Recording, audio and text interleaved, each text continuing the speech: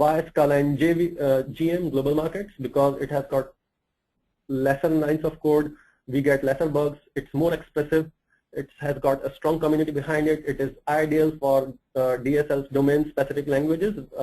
One of the key features that enables that is higher order functions.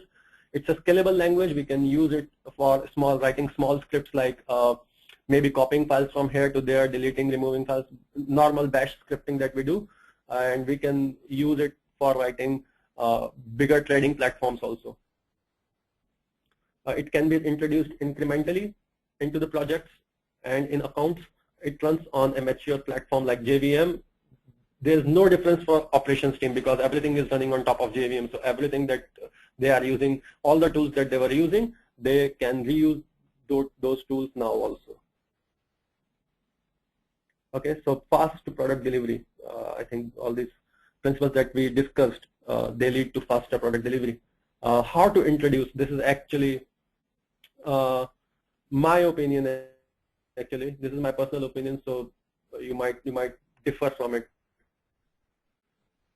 You can introduce them incrementally. That means get the tool chain working for Scala initially, and by tool chain I mean you instead of directly employing Scala into your applications, you can use them for some small deployment tools.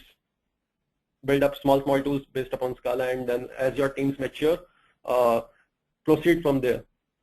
Start with small new projects, planned implementation. Then there's another strategy which says save the company approach. That means high risk, high gain.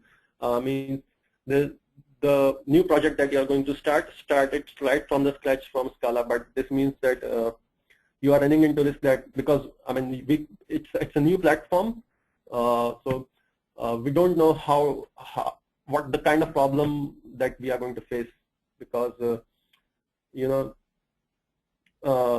we all don't have the same level of skills. Some people might find it very easy, some people might find it very difficult. Everyone has got its own learning curve, and the kind of tools that would be available within the organization, they might vary. So that's the kind of thing. Where to introduce, where you want to address scalability issues.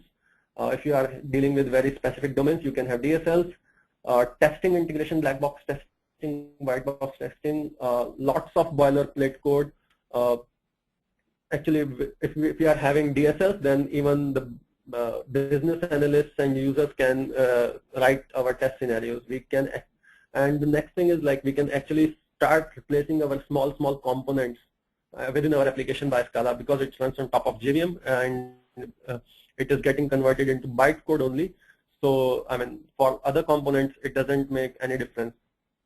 So one by one component replacement can be done. The type of applications that we can use Scala for they can be web platforms. Lift is an awesome framework. For trading platform and financial modeling also we can use, as we are using core Java, in the same way we can use Scala to come up with our logic. I think that's it from my side. I tried to explain things about Scala, some very basic principles about functional programming, how Scala implements it, and why Sapient Global Markets is actually pitching in for Scala to be used. So these are some of the points, and all this is available on internet, collected from various books and articles, and the implementations that we have done here in Sapient. If you guys have any questions, feel free to ask them. Pradeep, there are many questions from the attendees, so can you please open up the doc and answer them? They would be in your questions doc. Yeah. Okay, just 1 second. Yeah. Are you able to access it? Yes. All right, you can take them as per your requirement. Just opening it up.